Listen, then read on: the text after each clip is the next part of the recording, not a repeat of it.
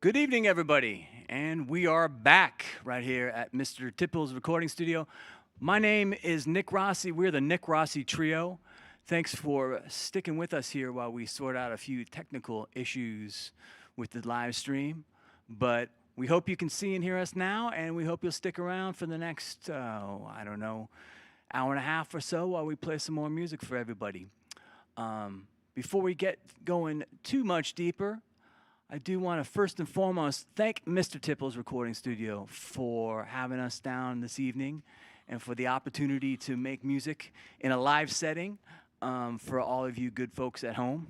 And thank you all for joining us here this evening via Facebook and in the comfort of your home. So hopefully you've made yourself up your cocktail for the evening and you're sitting down and having a little bit of a relaxing bit of time for yourself, and we're here exactly for that purpose, to play some great classic modern jazz while you settle into the evening. Joining me, as he has for quite some time, my good friend Mr. Eric Markowitz is on the upright bass. Eric Hi. Markowitz. Yeah. How's it going out there? We're not used to putting a mic on Eric, so we're all getting used to this. Bad idea. Yeah, no, it's a great idea. It's a great idea. Yeah, come on. And on the Let me piano. tell you that story about. No, sorry. Just kidding. Can we cut his mic? Is it possible? Can I have like a big? Oh, okay. And on the piano, Mr. Adam Shulman. Adam Shulman on the piano. One of the finest piano players in the Bay Area today and beyond. Hi, Adam. Hi. Do you want to say anything in your mic? I don't know. Okay. Anything to ask me? We'll come back to that later. For those of you that were able to pick up on the sounds, we were streaming a little bit earlier to kick off the set. We started off with Juan Tiesel's Perdido, written and recorded for the Duke Ellington Band in 1941, supposedly written in no time on a train, according to Herb Jeffries, but that's a story for another evening. We followed up by a tune written by the wonderful bass player Oscar Pettiford, who not only is considered the father, or one of the progenitors of bebop bass playing, but also was a longtime Duke Ellington enthusiast, supporter, and how would we say, champion of Ellingtonia, and in fact spent a good part of the 1940s in Duke Ellington's band. So we thought those would make a good pair of tunes to kick things off. That was Oscar Pettiford's Blues in the Closet, that was first recorded in the early 1950s. We're going to carry on now with more music. Yeah? We are looking good and positive thumbs up from people. The soundboard folks have given us the green light, and so we're going to carry on now with something else in a swinging vein. This is a tune that was written by Edgar Sampson, who was a wonderful instrumentalist as well as a very important arranger for the early swing era into the 1940s. This is a tune a lot of you will know, dance favorite, and it's called Stompin' at the Savoy. Yep.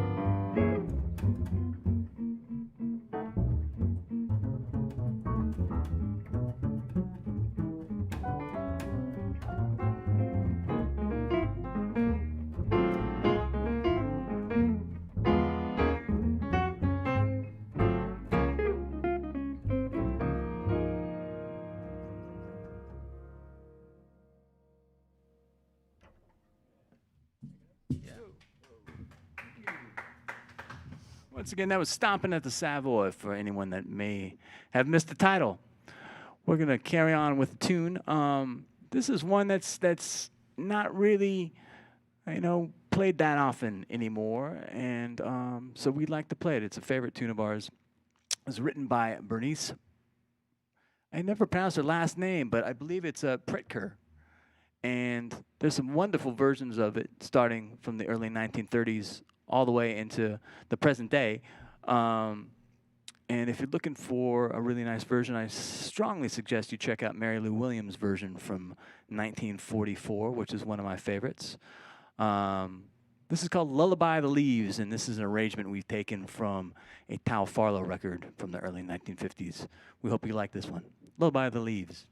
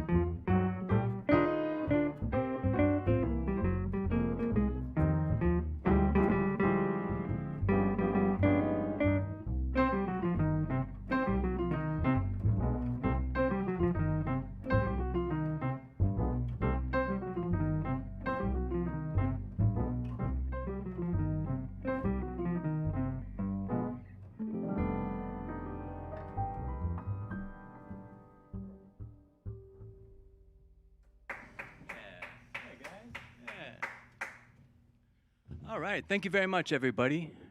Hope you're enjoying this in the comfort of your own home.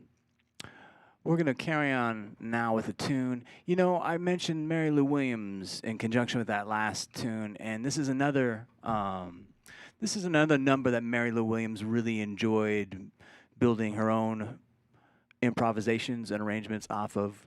So I think we're going to do that one now just to tie that in. This is called Just You, Just Me, which goes back to 1929, but was clearly from the recordings from Andy Kirk's band and Count Basie's band and Les Young. It was a big favorite in the Midwest in Kansas City. So we're going to do a little something called Just You, Just Me, with more than a little hat tip to Mary Lou Williams. So hope you enjoy it.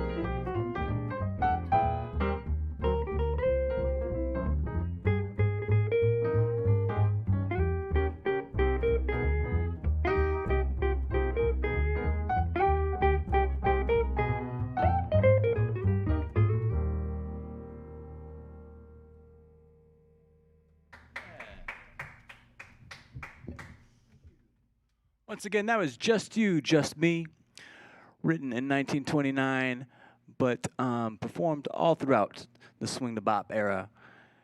And we just like to make a little bit of a commercial break here before we play one last tune for this set. We do certainly appreciate everyone tuning in.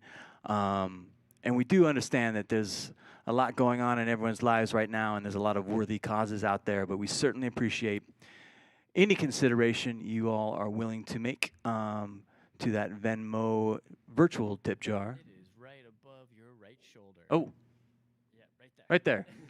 There it is. We, the three of us in the group, certainly appreciate your generosity and your kindness, but most of all, we appreciate you tuning in and helping us keep music going here in this time when there's not a lot of live music. And once again, I want to very much thank the good folks here at Mr. Tipple's for not only giving us an opportunity to get together and play in this safe, clean, live environment, but also for all the other wonderful musicians in the Bay Area that have the opportunity to be on the stage. It's great that we have an outlet. And I encourage you, if you're not already doing so, please like and follow Mr. Tipples here on Facebook. And keep an eye out for their concerts. They're doing them about 3 times a week. Yeah, Wednesday, Friday, and Saturday nights. And who's coming up next? We got Tammy Hall and Connie Champagne on Friday night. Should be a fun show. Fantastic. So make sure you follow Mr. Tipples here on Facebook. Make sure you add these things to your calendar and tune in frequently. And one last time in this set, and you know, if you're able to and have the resources, and you've supported all the other worthy causes out there that need your help right now, whether it is aid for artists or social justice causes, we certainly appreciate any consideration you're willing to show us. We're going to do one more short tune, and then we'll have a little cocktail break hosted by the good folks here at Mr. Tipples. And then we'll be back with more music until 7:30. We're going to do probably the oldest tune you'll hear us play this evening. This tune goes back to the late 20s, was written by Vincent Youmans, and is something of a jazz standard. I really associate this tune with a couple people. First of all, Lester Young, who recorded some fantastic versions of it over the course of his career. And, you know, Lester remains a huge inspiration to myself. And also Art Tatum. There's a fantastic Art Tatum trio version that we've kind of copped a few things that those of you that know the Art Tatum trio version will certainly be picking up on as you hear our version of Tea for Two. Thanks for tuning in. We hope you stick around and join us until 7:30 this evening as we play music right here, Mr. Tipples in the heart of San Francisco, California. Thank you, everybody.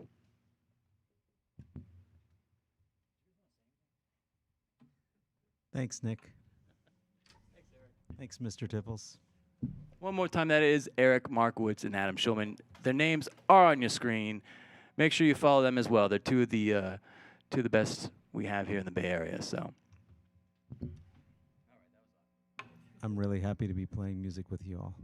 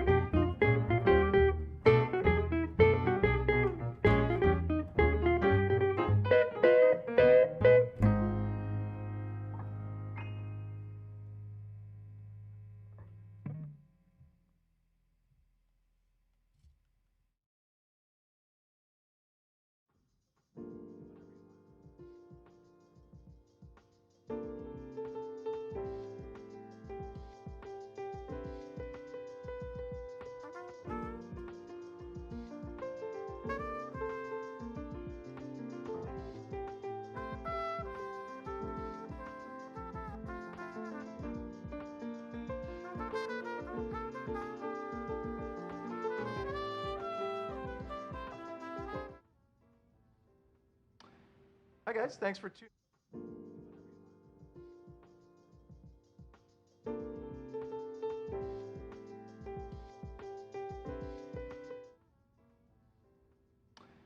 Hi guys, thanks for tuning in to Mr. Tipples. I hope you're enjoying the music tonight. We're just doing a quick little cocktail break. Tonight we're going to be doing a Pisco Sour, so feel free to follow along at home if you have the ingredients. Otherwise, keep in mind that we do cocktail delivery here from Mr. Tipples. You can order any time between 5 p.m. and 9 p.m. Tuesday through Sunday night. So I will talk a little bit about what we're going to be doing tonight, and then we'll get started on actually making the drink. So Pisco Sour is a pretty standard classic cocktail. It's really popular here in San Francisco, though not actually in too many other parts of the country.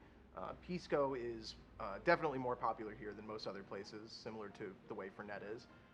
But you can find it pretty much anywhere. It's a classic. It was made in the 1920s and has kind of been going strong ever since. Any sour is just a designation of a broad category of cocktails, so you're probably familiar with the whiskey sour. The thing that defines an actual sour is the inclusion of egg white. And because you're doing egg white, you're also going to be including citrus juice. So in this case, using egg white, and we're using lime juice. If you're doing a whiskey sour, it's going to be egg white and lemon juice, but the citrus helps emulsify the egg, and it basically cooks it, so it also kills all the bacteria in it. And that's what gives it that nice, creamy, foamy consistency that is traditional to a sour. You can buy sour mix at the store, but highly recommend that you just go ahead and squeeze out your own juice and use some simple syrup that you can make very easily at home, just equal parts sugar and water, get the water hot until everything dissolves. Done. Now, in our case, we're using gum arabic to enhance our syrup. So this is a simple syrup with some gum in it. What that does is it just increases the viscosity of the syrup and adds like a nice mouth coating quality to it. So it goes really nicely with a sour. You have all those delicate flavors and it helps them kind of linger on the tongue a little bit. Pisco, for those who don't know, is a brandy. So this one is Viñas de Oro. It's out of Peru. Pisco is commonly grown, the Pisco grapes are grown in either Peru or Chile, and they are generally pretty floral, pretty delicate, and a little sweet, and usually unaged as well. So that's what we're going to be using tonight is this nice unaged Peruvian Pisco. We are also including a little change to your classic Pisco Sour. We're just adding a little bit of this Chirot aloe liqueur. This stuff is really nice and sweet and refreshing. It's got sort of cucumbery and mint qualities to it, and I think it actually goes really nicely with Pisco. Totally an optional ingredient, though. If you don't have this or you don't have access to it, don't worry about it. You can just go ahead and make this with the simple syrup and lime and Pisco and egg white. All right, so let's get started. The measurements for this, pretty simple. Not too many ingredients. We're going to be doing 2 ounces of our Pisco.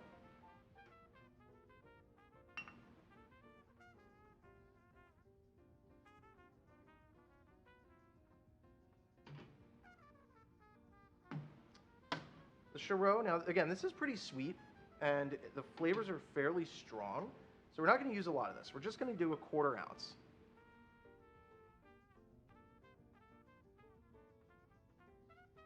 This is also pretty low in alcohol content, so this isn't going to make your drink all that much extra boozy, which, again, usually a sour isn't a super, it's not going to be a spirit-forward drink. It's not supposed to be harsh or have a really high obvious alcohol content to it. We're going to be doing just a 1/2 ounce of our syrup. And we're going to be doing a full ounce of our lime.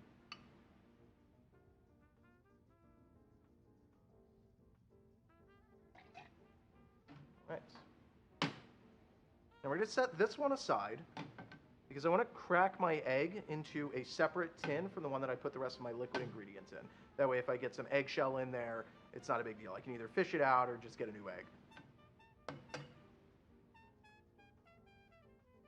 Don't want the yolk. Now if you include the yolk in your drink, that is something that you can do. Now not with this one because this is a sour, but if you do use the yolk rather, it becomes a flip. So if you have like a bourbon flip, that's going to be using a whole egg. And those are nice as well. I mean, that's definitely gives it a real kind of eggnoggy, Christmassy kind of feel. So anything that you're going to be doing with that, you can grate a little nutmeg over it, and all of a sudden you got Christmas in a glass. All right, so we've got these all combined. I'm going to just throw the egg white in there. And now what we're going to be doing is a dry shake. So you're going to do this before you add your ice. Mix all the ingredients together. Give it a nice hard shake, and what that's going to do is emulsify your egg and get it really nice and foamy. If you do the ice too early, it starts the dilution process, and you're not going to get the kind of foam that you want. So really get up in there. You really want to put some elbow grease into it and get your egg nice and broken up and emulsified so that it builds up some pressure in your tin. You'll see it pops right open. You actually don't want to hit it too hard. That emulsification does add a lot of extra gas inside your tin, and it can kind of explode open if you're not careful. All right, now we've added our ice, which I left out to temper a little bit so it won't break up quite as much. And then we're going to give this another good hard shake, about 30 seconds or so. You want there to be some frost forming on the outside of your tin. You want it to be nice and cold. Again, shake it pretty hard.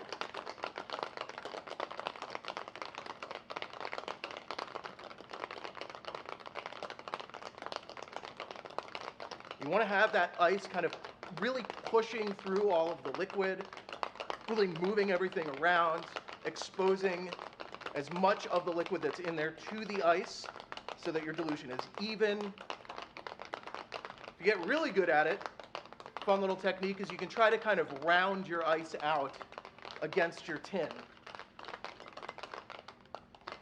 All right.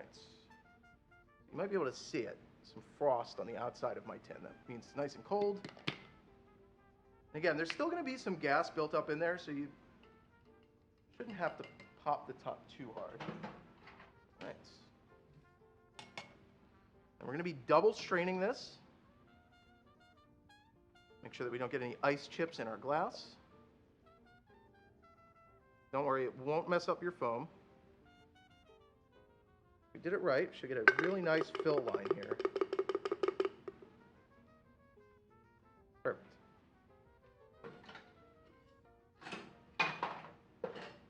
All right.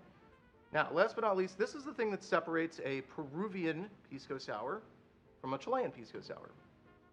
In Peru, they use Angostura Bitters. So that's what we're going to do today. Using a Peruvian Pisco, so we're going to stay consistent. Now, if you don't have an eyedropper, you can use the little spout that's on your bitters bottle. And keep in mind, with bitters, a little bit goes a long way. So we're only going to be doing a few drops here. And I like to try to do a little design in there. Fun. Grab a little toothpick. I am by no means an artist. This is not my area of expertise. But it's pretty easy. Cheers. Hope you can see that.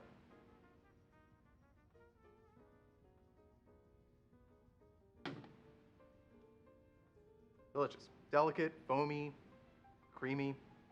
Really, really good. Remember, we are doing cocktail deliveries, 5 p.m. to 9 p.m., Tuesday through Sunday. And I hope you enjoy the rest of the show. Have a great night.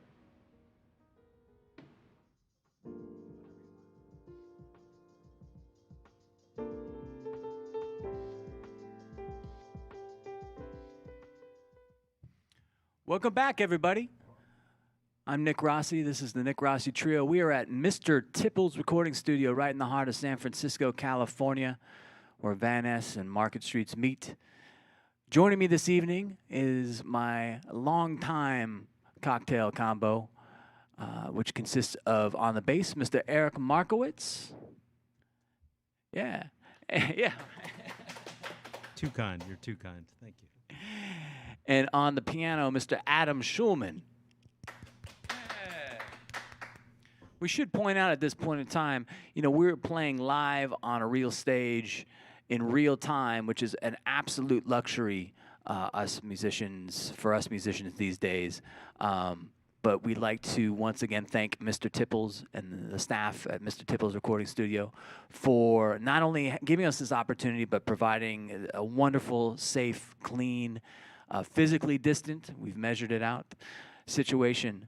And you'll pardon the lack of applause here in the room, but there's only a few of us, so.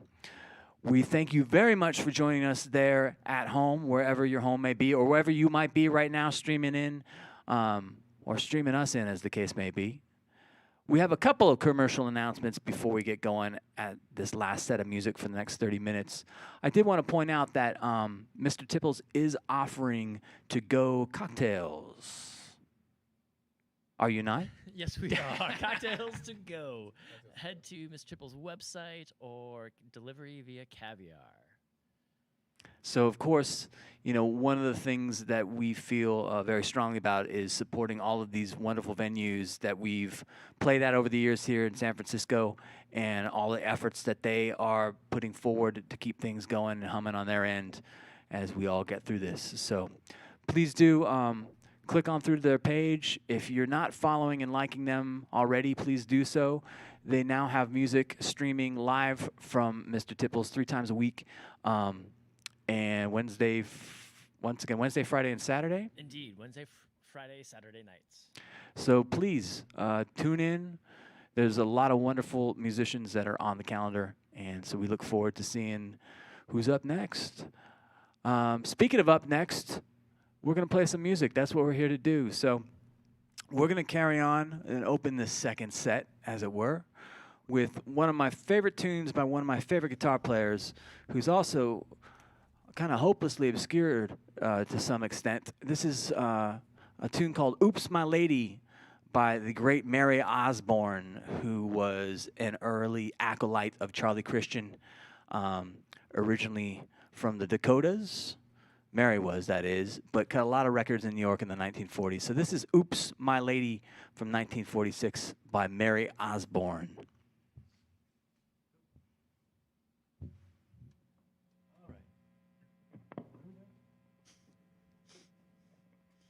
Get everybody?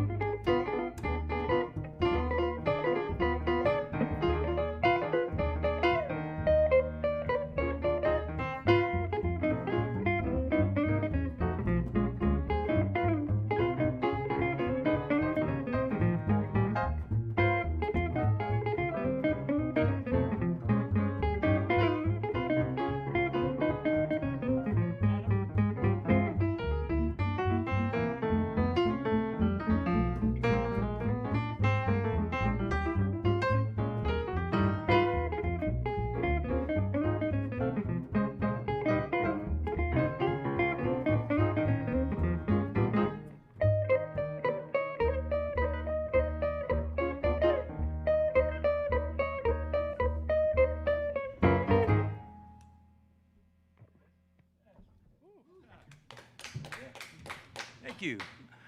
Thanks, everybody. That was that was Oops, My Lady, written by Mary Osborne and first recorded by Mary in 1946.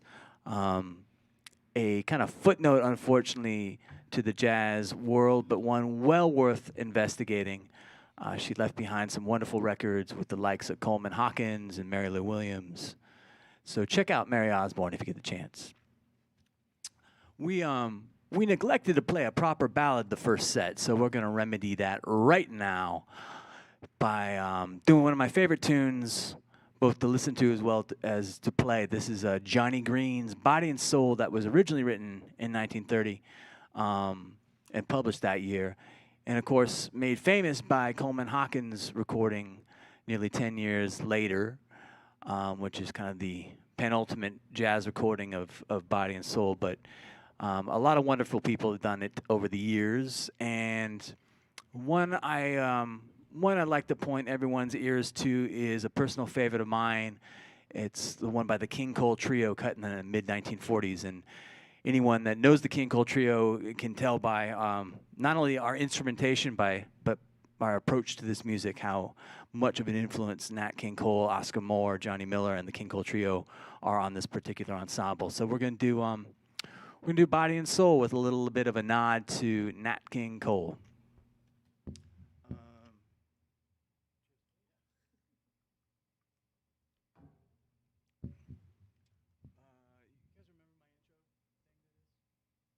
Oh, you're here.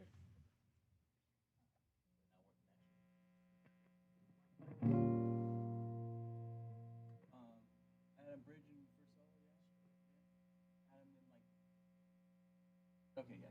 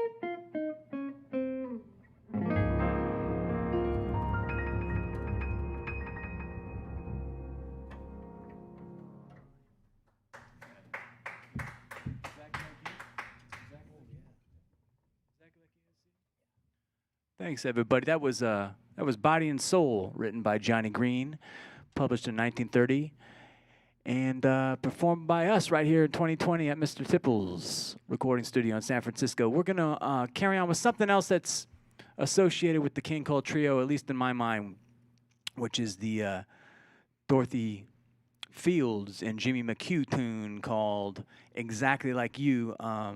The second lineup of the King Cole Trio recorded this one featuring Irving Ashby, who's got a special place in my heart. Irving Ashby was the teacher of my teacher, Mr. Calvin Keys, who's a Bay Area jazz legend. And I had the distinct fortune and privilege of studying guitar with for a short while. And Irving was, as I said, was one of Calvin's teachers over the years. And so we're going to do a little bit of Exactly Like You with a kind of later King Cole Trio vibe going on. Adam? Oh, no, we do 165. Oh, that's right.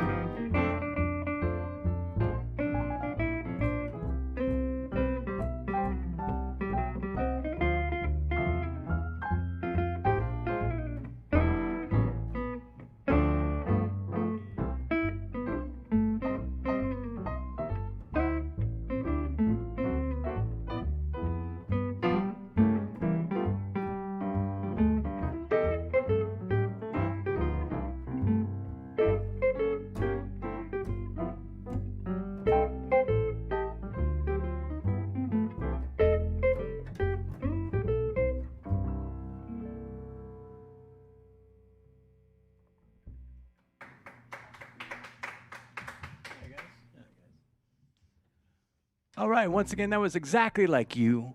Exactly like you. Dorothy Fields and Jimmy McHugh. I'm going to give the guys in the ensemble just a quick chance to tell me if they had got any live streaming coming up. Eric, do you have anything anyone can check you out this coming week? Not at the moment. Eric is available for live streaming. Not to put you guys on the spot, sorry. Adam, do you have anything on the calendar for the next week or so? Well, I've been doing Fridays from my house. So every Friday at 5 p.m. on Facebook. I don't know if that conflicts with what's going on here, but yeah. No, people on Friday night start happy hour with Adam, and then we're going live at 7 o'clock. So that's enough. Perfect. Yeah, Yeah, come check we me can out. share the Facebook. There's enough Facebook for everybody. All right. Let's hope so. Yeah. Let's Yeah, so hope from so. 5 to 6 is just an hour. I play just a solo piano set from my house. And yeah, come check it out. Cool. I think we got time for one more number, if I'm not mistaken. Yeah? Yeah. So one last plea to everybody. As a reminder, Mr. Tipples is available for takeout drink orders. Please do support Mr. Tipples Recording Studio. They're doing a tremendous service to all of us Bay Area musicians and those of you at home that are tuning into their stream. So I hope everyone can support them as best as they're able. And once again, we know there's a lot of very worthy causes out there that are well deserving of whatever money you're able to spare. And when you're all done with that, if you can throw a little bit into the virtual kitty that's right above my shoulder, I believe, right here. The musicians here in the ensemble and myself, Eric Markowitz on bass, Adam Shulman on piano, and myself, Nick Rossi, the Nick Rossi Trio. We certainly appreciate anything you're willing to throw in there. Thank you once again to Mr. Tipples for having us here. Tune in regularly for other fantastic artists. And thank you. We'll hope to see you very soon. If not in real life, virtually just like this. Thanks for tuning in, everybody. I guess we got to announce the tune. Blues? No, what do you got for us? Oh, no. They're on. Oh, you know what? Like Yeah, the- we're gonna do a kind of an odd set closer. The last tune I talked a little bit about mentoring, which is a big part of the jazz tradition, and so we're gonna do a tune written by Eddie Durham and first recorded by the Count Basie Orchestra. And the reason I mention mentoring is that Eddie was one of Charlie Christian's early mentors, and Charlie's a huge influence on me, and frankly, any jazz guitarist that plugs in the electric guitar has to be influenced by Charlie Christian. You can quote me on that, and put your complaints in the comments below if you don't agree with me. But so we're gonna do. I first discovered Charlie Christian when I was about 19 years old, and it was via a recording of this tune, which is Eddie Durham's Topsy. So it's not a quite traditional set closer, but you all are gonna go put on music after this anyway, so you can come up with your own set closer that fits your mood, or not, just keep on partying all night. So this is Topsy, written by Eddie Durham, a la one of my heroes, one of the greats, Charlie Christian. Thanks again for tuning in, everybody. How's that for convoluted? There's a message in there somewhere.